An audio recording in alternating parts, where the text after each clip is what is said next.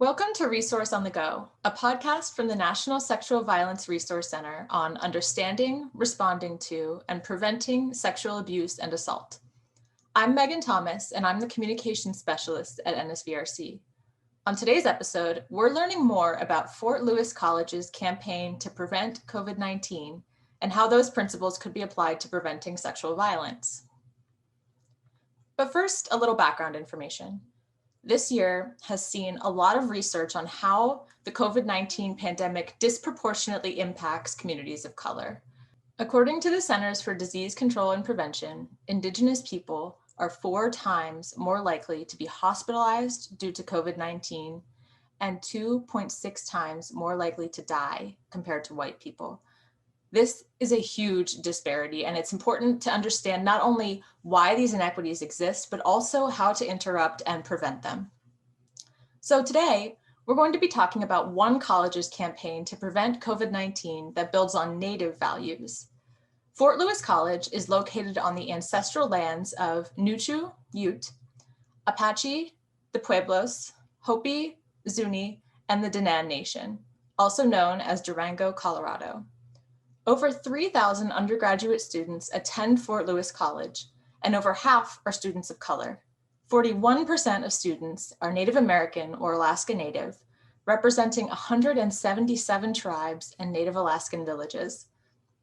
I'm joined today by Ali G., a senior public health major, Dr. Sara Newman, assistant professor of health sciences, and Tom Stritikus, the president of Fort Lewis College.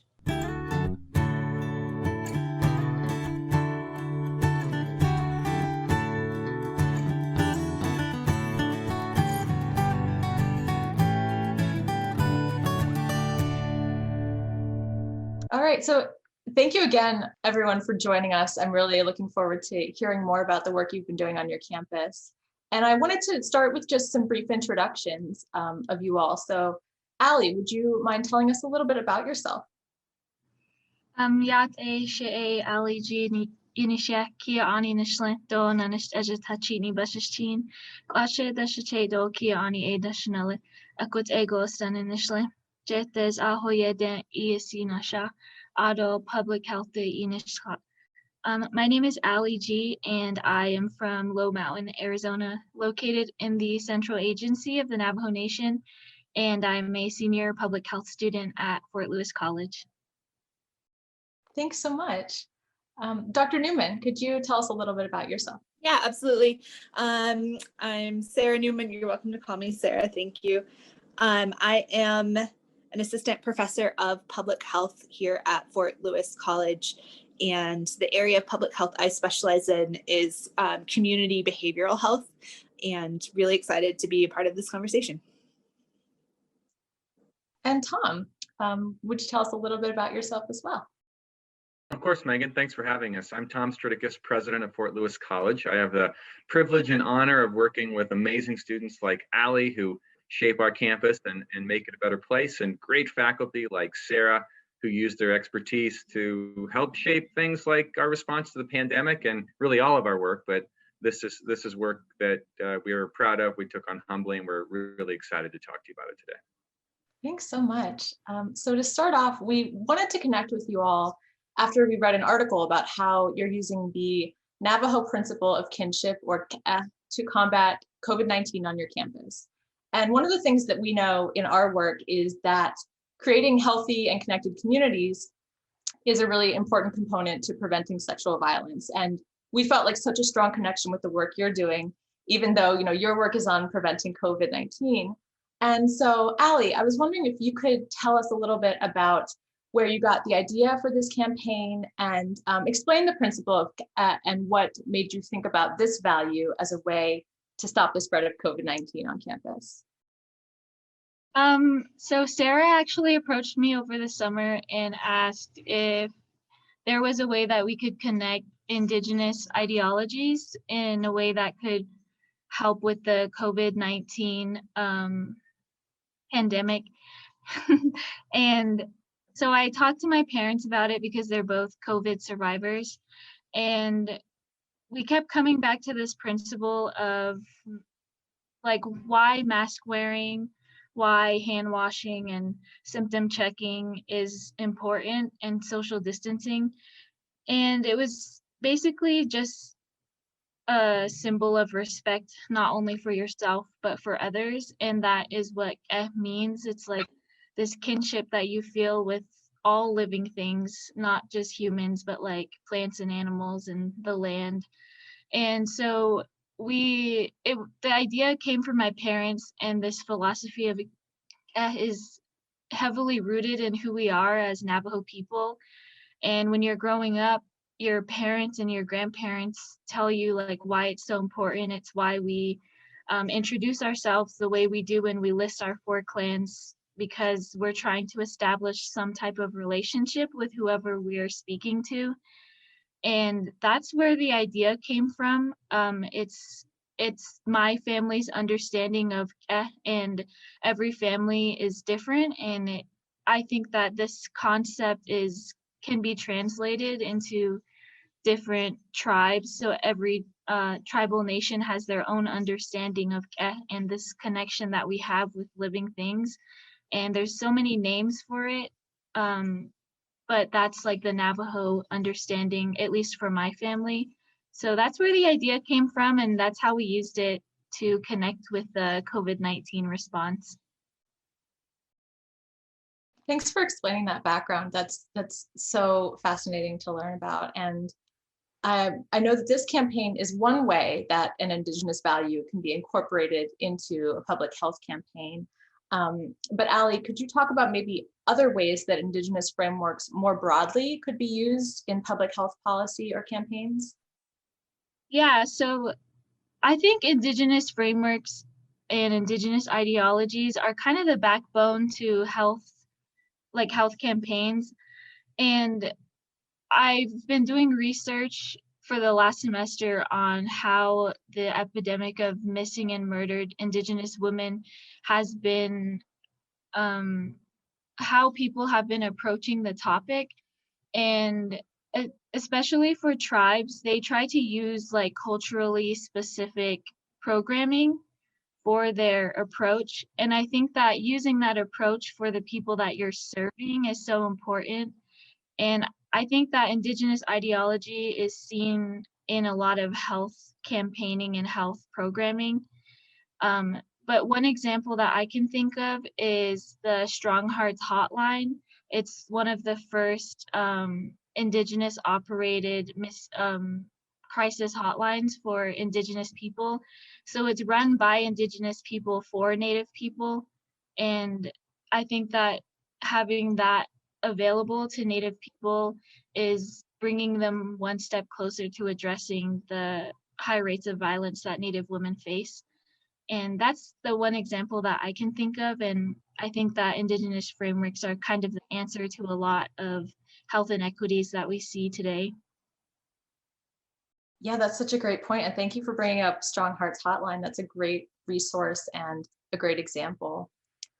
And so we know that for a campaign like this to be successful, it has to be embraced and supported at all levels. So Tom, could you talk a little bit about how the school administration helped support this campaign? Sure. I think in our overall COVID response, we were really interested in meeting people where they were.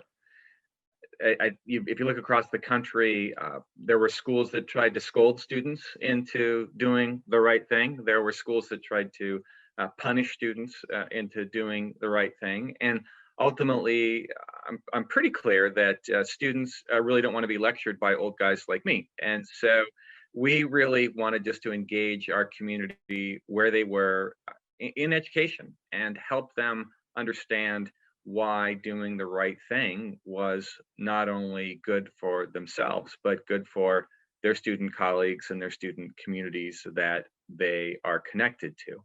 So for us, this was just a great idea that actually just fit right in line with the way we've been, the way we think about our school, the way we think about empowering our students to be agents of their own being. So classic good leadership, when you see a good idea, don't screw it up. Yeah, thank you. And I know that there is a large Native student population represented on campus. And so Ali, you sort of mentioned about appealing to the community values that are already a part of this community. Would you be able to talk about like why it's so important to reflect community values, and maybe like what are some of the consequences of not incorporating community values into a campaign? Yeah, so I think that, like I said earlier, that Indigenous frameworks are kind of the answer to a lot of health inequities, but especially within Native populations. And I think that that's what public health has taught me, like most importantly, is that you should try to frame whatever you're doing to address health problems to the population that you're serving. And I've seen so much success with the Navajo Nation, what they're doing for our people. And we don't have a lot of resources as far as like infrastructure or like money, but I think that what they're doing with to handle COVID is awesome. They translate everything into the Diné language, and they create like infographics that have things that we're familiar with, like sheep and hogan and people dressed up in their traditional attire. And I think one of the positive things that has come out of it is just seeing that with public health, it's not impossible to frame whatever you're doing to fit around the population that you're working with. And I think one of the downfalls to not doing that is you're not connecting with your population, and connection and is so important when you're being a public health practitioner. If you're not connecting with your audience, they're not going to follow whatever you're asking them to do, because public health is essentially like a call to action in some shape or form. And I think that if you're not connecting with the people, they're not going to do what you're asking of them, and that's like the biggest downfall to not framing it in a way that they understand.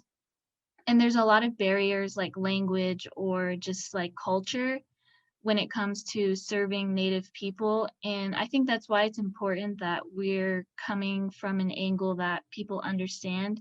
And I know that a lot of like a big chunk of the Native students that come to Fort Lewis are Navajo, because we're so close to Durango. And I think a lot of other Native students are familiar with Navajo concepts because like they have like a Navajo friend, I feel like. So I think it was good that we used this concept to connect with a large majority of who we were targeting. And I know that not everyone on campus is Native, but I felt like providing them a simplified version of what means was really our goal, so that they could understand why, like Native communities, we take care of one another during times like this. So I think that was awesome that we did that, and that we connected with our population, which was the student body. Yeah, absolutely. And one of the things we want to help listeners really make the connection between, the work that you all are doing and the work that they're doing in their own communities. So Sara and Allie, what can people listening do in order to develop campaigns that reflect the values of the communities that they're working in or that they're a part of? That's a great question. And Allie, do you want to take a stab first, or? No, you can go ahead. Okay, cool. Yeah. So I wholeheartely agree with everything Allie is saying. Oh my gosh, so incredibly proud. So I think I've listened to a couple other of your podcast episodes, and so it's really that idea of being both community-led, community-grounded, and adapting campaigns to community values. And so I think everything that Allie is saying too, and so I've worked with previous Indigenous groups prior to coming to Fort Lewis, and I think that, as Allie is saying, is entirely my experience too, which is the deep underlying values of Indigenous culture jive incredibly well with what we're trying to accomplish in public health and in prevention work. And so I think using that common language and using those deeper values to frame arguments, because it's not about the behavior. And exactly like Tom said, I'm not very likely to follow a prescriptive kind of hammer down approach. It's when I can appeal to values and that the behaviors are indicative of, kind of those larger frames, that I think it becomes more successful. Oh, I like what Sara said. And also, I think it's important to just get to know your community. So if you're working with in a certain population, like a racial or ethnic population, or within a certain location, I think it's just important to go out into the community and kind of learn about the people, their likes, their dislikes, like if you notice any patterns, or I think with Indigenous people, it really just comes down to taking the time to talk to someone and finding out things about their culture. And I also think it's important to consult like actual people coming from the population and making sure that they're a part of the campaign. Like what Sara did, she included me in this because I'm an Indigenous person, and then 2, I'm a student. And so I fit like with the population that we're serving, and I got to provide input on how to frame this. And I think that that's the most important part of trying to find that connection. And also that's the biggest advice I can give to someone who wants to create a campaign, is get to know your population and make sure that someone from that population is helping you create this program. And I'd like to piggyback off of that too, because I think there's always this power imbalance, right? Or there tends to be, it's not always. And so choosing Allie, not only is she a public health student, she's also a student leader, the Haudenosaunee ambassador. And so you didn't bring that up, but so not only, like an advanced public health major, a student leader, and has taken my public health communication course, in which she did a major campaign and really shined in that course. And it was very much the same principle. So we were really lucky that I knew Allie. She and I had worked together well. And what I try to really do in that course particularly, and what we did in this campaign, is kind of try and shift that balance of power, where I'm more of the consultant, I'm a support, and the student is much more empowered to lead in designing, implementing, and evaluating a campaign. And so I think the work was already established through our previous relationship that Allie and I had, so that when this crisis came up, I could call Allie and say, hey, this is what I'm thinking. She knew, I think, exactly kind of the theory and the process behind it. And so it's in actual non-academic community work, it's that long-term relationship building and that power imbalance too. Yeah, I'm really glad that you brought that up. I think that is something that people need to consider, is the different dynamics that are going on, and having that long-term relationship is always really important. What we've Plus Allie's amazing. Yeah.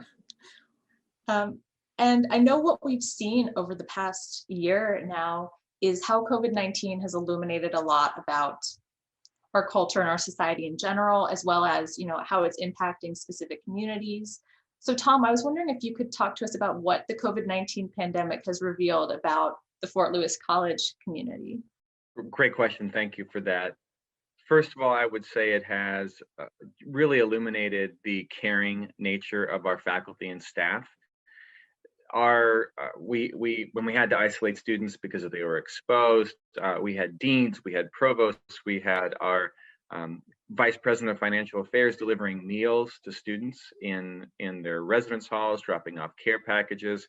People whose day job it was to think about something else said, hey, what if we put little stickers in the food packages? And all around our community, it just exhibited the great caring that we all have.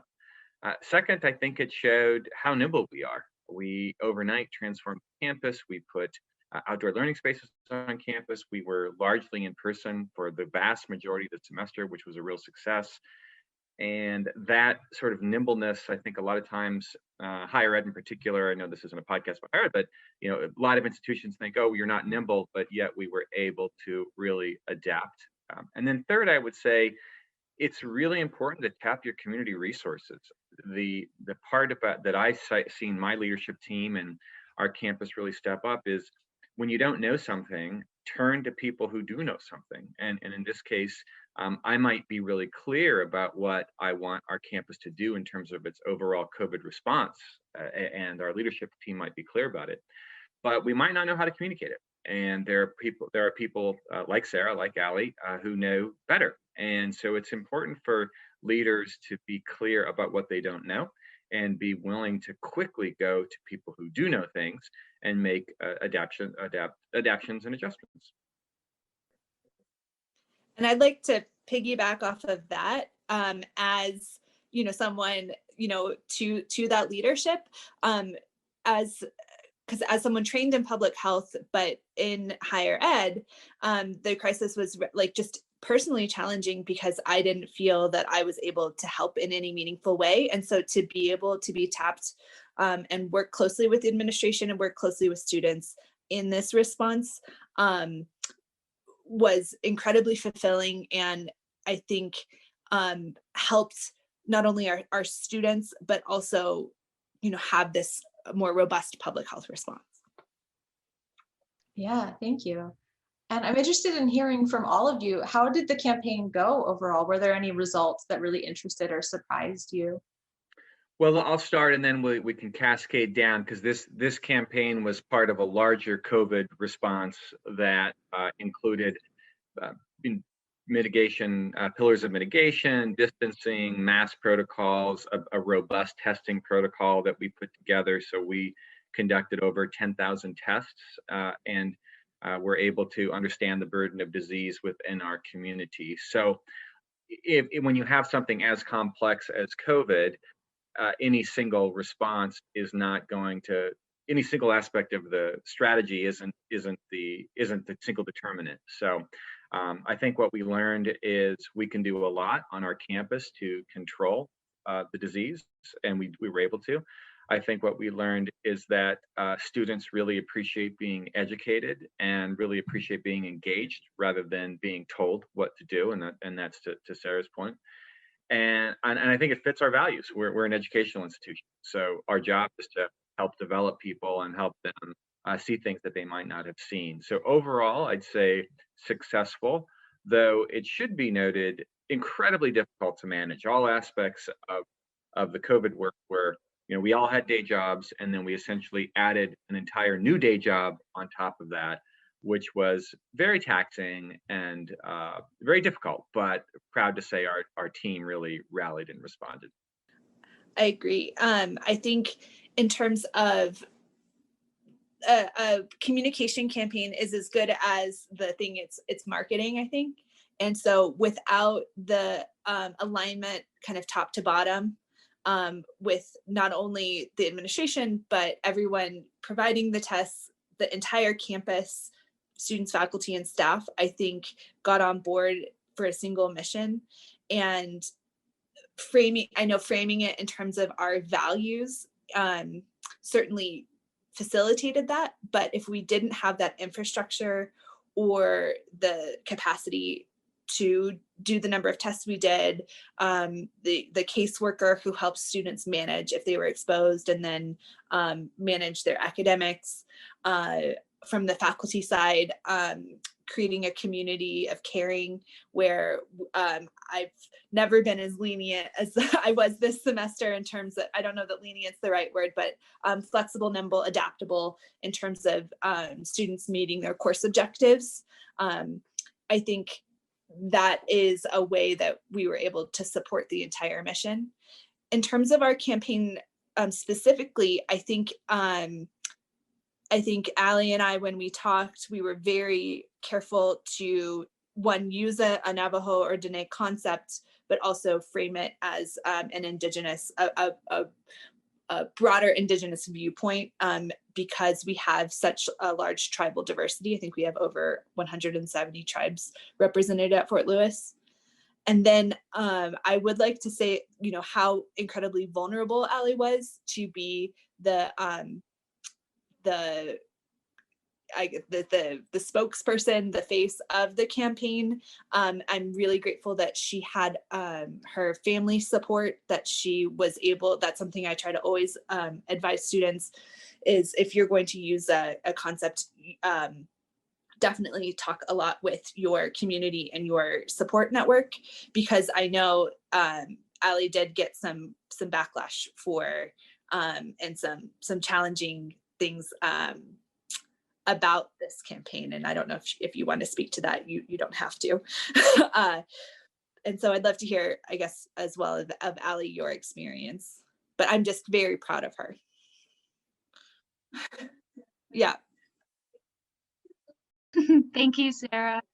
Okay, so I guess I'll talk about from a student perspective first. I think that the campaign went pretty well. I think I know that it was kind of hard to escape like this, like everywhere you go on campus is like COVID, wear your mask, wash your hands, you know? And I think that that's part of why I think it was successful.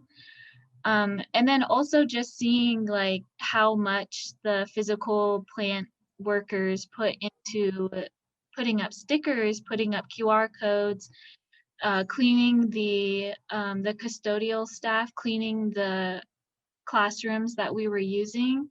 I think it was really a team effort. So not only the professors for making sure that this semester they were flexible, but also making sure that they're telling their students that they need to wear their mask if their class is in person, and then having the ability to have everything sanitized between use, I think is such a privilege, and I'm glad that we enjoy that at Fort Lewis, and we have like such hardworking and awesome staff that can do that for us.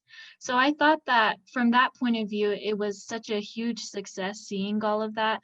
And had I not been involved in the campaign, I think that I still would have thought it was successful, like not without seeing all of the work that we put into it. But I know that everyone that, like all of my friends that I talked to this semester, they thought it was pretty great the way Fort Lewis handled things. And just comparing like ourselves to other schools that had to either be online the entire semester or having to end like within the first week or so.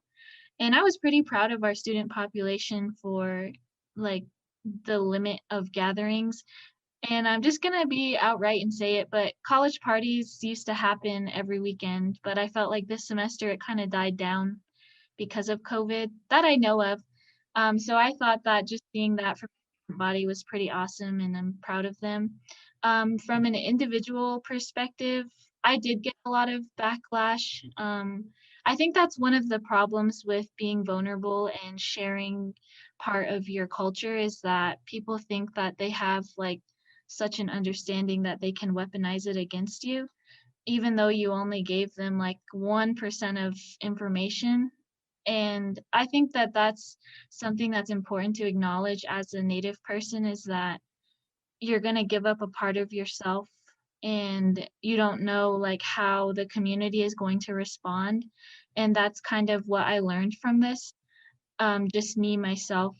And I know that, you know, not every public health work thing that I'm going to be doing is going to be like that.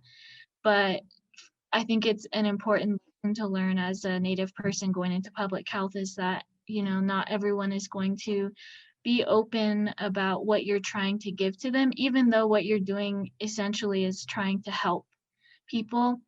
And I think what I also learned from this campaign was that it's very hard to teach non-Native people about like unlearning their individualistic mindset.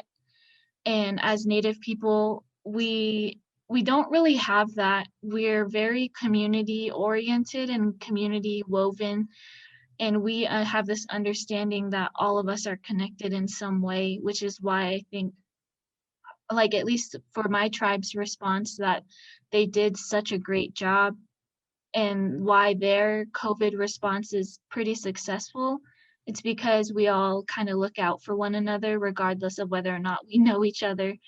But I think that that's something I learned was that it's very hard to teach people who don't want to who don't want to accept what you're trying to tell them. And then also like how important transparency is as far as like the coming from the administration at our college. I think it was really important that as students, we knew what was going on at all times as far as like COVID, like how many cases we had.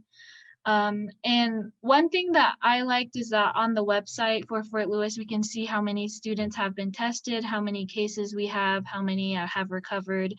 And I really liked that. So I thought that that was a great part to our to the response as a whole. And then for the campaign itself, I thought we did a great job. I loved the way we framed it. I loved that we didn't do it in a way that was scolding, like Tom said. I thought that I think that that's one of the challenges to this like campaign is that you want to get upset with people who aren't like following our community pillars, but you can't because it's not helpful to scold people. It just makes them feel bad, and then they might not want to, like they might just never wear a mask or something, you know? So I think that I love that about our campaign. So overall, I'd say it was pretty successful, and there was a lot of things that I learned about public health throughout this campaign, like as an individual. And I think that now I know, like for the future, like kind of what to expect from campaigning and how public health is going to work, I guess, and what it'll look like. And I'm kind of happy. I'm really happy that I chose public health because I know, like, it feels rewarding that I could do something that not only help just one person, but help like a lot of people, like the whole student body, on top of the faculty and staff that work at Fort Lewis. So yeah, I thought overall it was a success, and I learned a lot from it. Oh, if I could just jump in and you just say, obviously, you're hearing from Allie just the incredible wisdom that she brought, and thanks to Sara for stewarding that along and being an incredible mentor for her. I do think Allie's raising an important point that is related to when you put yourself out there as an individual, sharing your story, sharing your individual story. What are the risks associated with that? And Allie did take some risks, and they're every time you do that, you know, in a community of 4,000 people, there is apt to be some responses that, you know, are inappropriate. And so I think Allie's raising a really important thing for us to consider as we think about when we're using individual stories or group culture. What's the context in which those are successful, and what's the context in which something that to Allie is very sacred is treated that way? And while there is no guarantee that in a large community of students and faculty and staff, everyone is going to see it that way, what do the Allies of the world need to ask of their leaders, their organizations, to make sure they have some air cover, essentially, to protect them, you know, in a way? And that can be a challenge. It's not a seamless thing. So I just appreciate Allie's maturity and Allie's wisdom around this, and I think she has a lot to teach me and really many other heads of organizations across the country that are listening to your podcast. Definitely. Yeah, I appreciate everything that everyone's brought up. I'm just sitting over here feeling like I'm vigorously nodding at everything everyone's saying, because I'm like, yes, I agree. So one of the things that we're really trying to focus on at NSVRC at the moment is this idea of health equity and how to center that in our prevention work. So Sara, I was wondering if you could let us know, like, what are some things our listeners can do right now to focus their work on health equity, and then like maybe some more long-term things as well.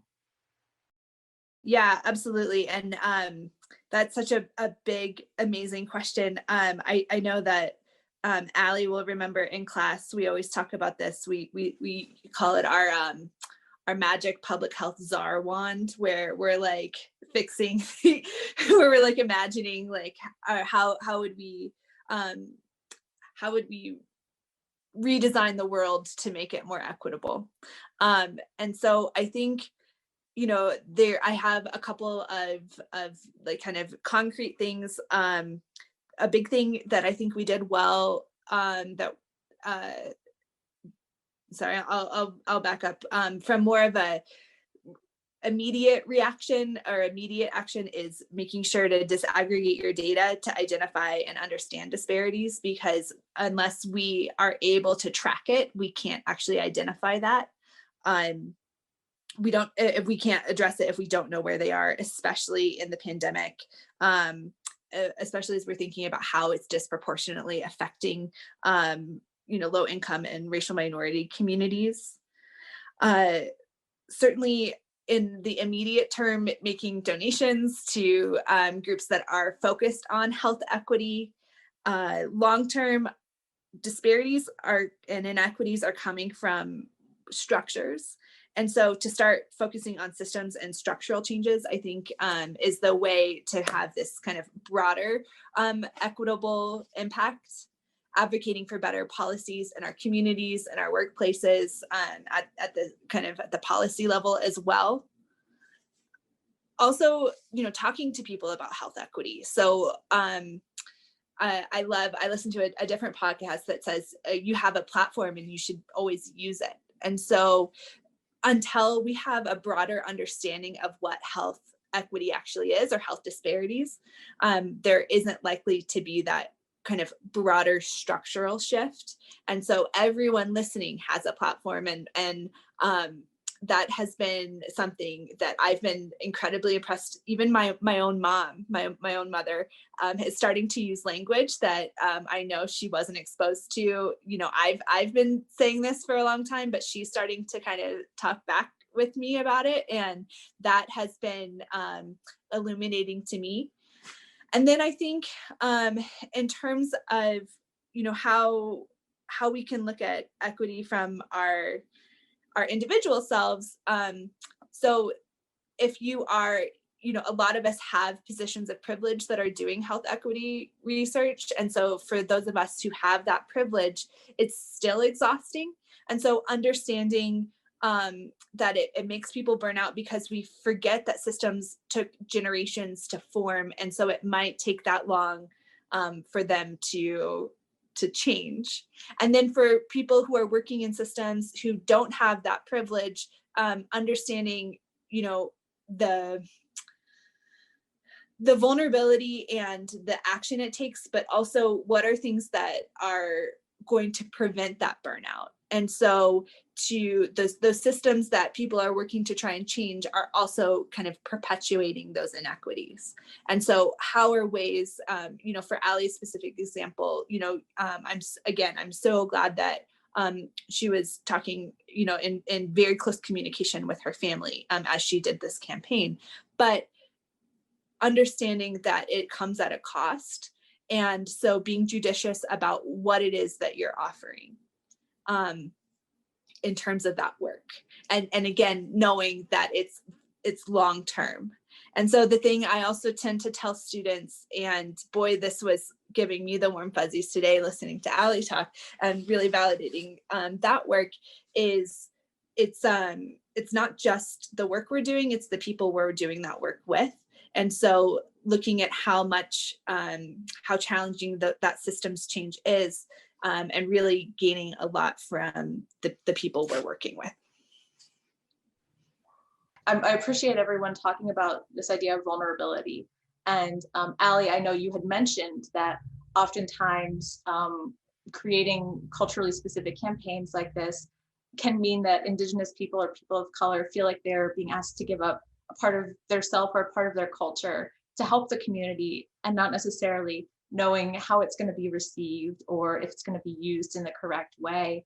And so I was wondering if there's anything that you learned from this campaign that maybe you would do differently, or just any reflections along those lines. Yeah, so I think, like I said, overall, I thought we did pretty great, and it was nice to be part of this. I think as Indigenous people, we inherently live in this state of contradiction, and it's basically the basis of who we are. Because if you complain about something, people will say well, you're using your iPhone, or you have technology, that type of response. And it's true, but also we didn't choose to live this way. And I think it's important that we're picking our battles, and that's what I kind of got out of this semester too, was that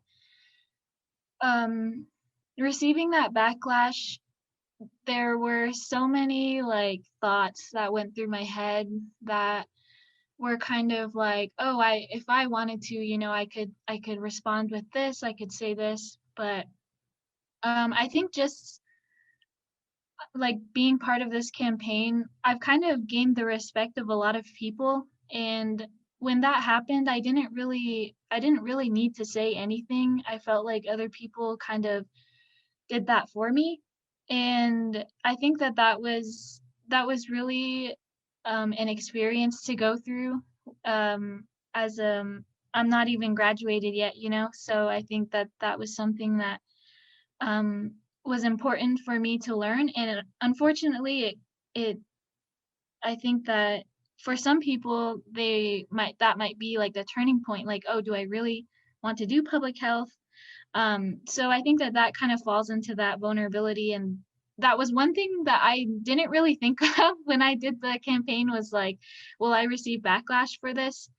Because I was pouring something so sacred and so like, so I don't even know what the word is, but so sacred into the world, that I wouldn't think that there would be a way to even even weaponize it, because that's not really how is used in my community.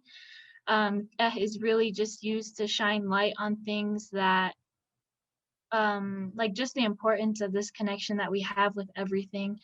And when we're holding ourselves accountable, we use in that way too, but not in a way where we're like being condescending or scolding someone.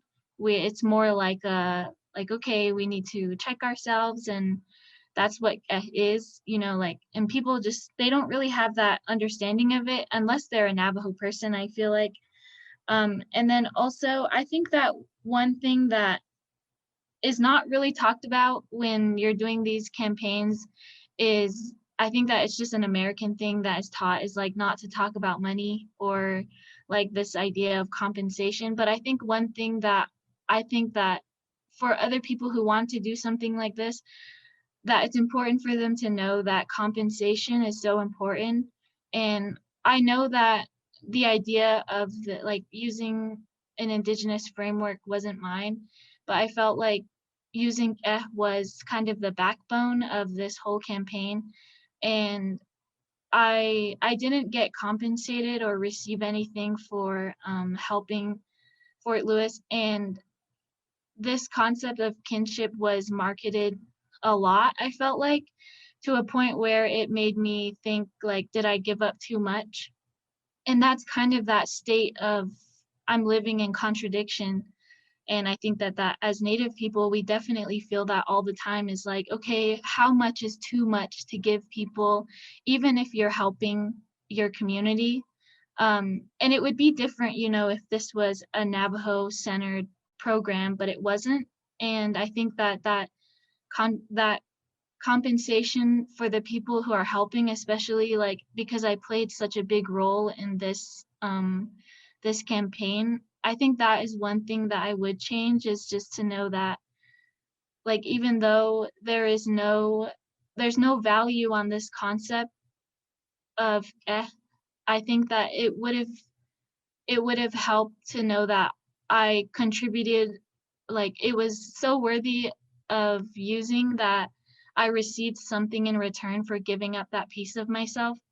And I was more than happy to do it and volunteer my time and everything. But I think that concept of like free emotional labor and having to explain and educate people for free it's exhausting, and I think we need to move away from that. So I'm really appreciative that I got to do this, but I think that compensation is the one thing that I would change. And also just acknowledging that I had to give up like this very important portion of my being to be able to help my community. And I was happy to do it, but also like some of the backlash that I received kind of made me take a step back and think like, how much did I give up and how much was okay to give up? And it's also hard because no one can give you that answer. Like even my parents, they can't say like, okay, you can tell them this much, but don't tell them this much, because then you don't know, like, because my parents aren't like the end all be all on our culture, and there's no one person who can tell you that. So it's more like you have to learn to gauge that for yourself, how much you're willing to explain and educate others for free.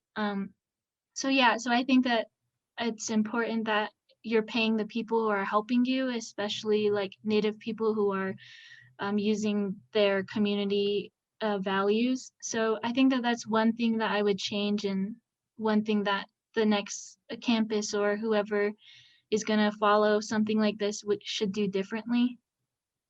Allie, that's a great remark, and I think I'll take that as a request. So I appreciate you bringing that up. And I do believe, as an institution, Allie knows this. We had a group of students, Native students, and students from our Black Student Union come and speak to our Board of Trustees retreat this summer, and we in fact did compensate them for their time, for their preparation, and for the work in working with our board. And Allie's correct, have not directly compensated her for this, and I think it's a good point, and so I appreciate you raising that. The second thing I would say, as we were speaking, is just when you're doing this kind of work, how you rise above sometimes some of the noise, acknowledging it. We've used the word vulnerable, and I think that's an important word to use.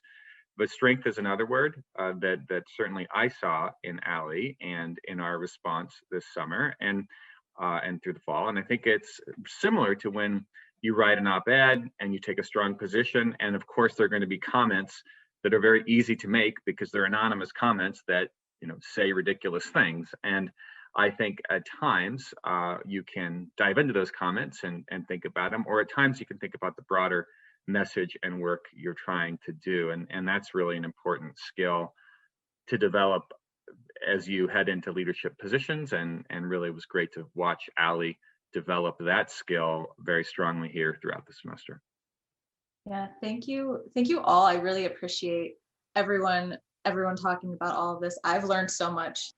Yeah, so thank you so much for joining us today to share more about your college's work to prevent COVID-19. This has been such an incredible conversation, and I really appreciate it. Well, thanks for your interest in us and our students and our faculty. We appreciate it, and good luck with the work that you're doing. It's equally as important. As of February 17th, Allie has not been paid by the university.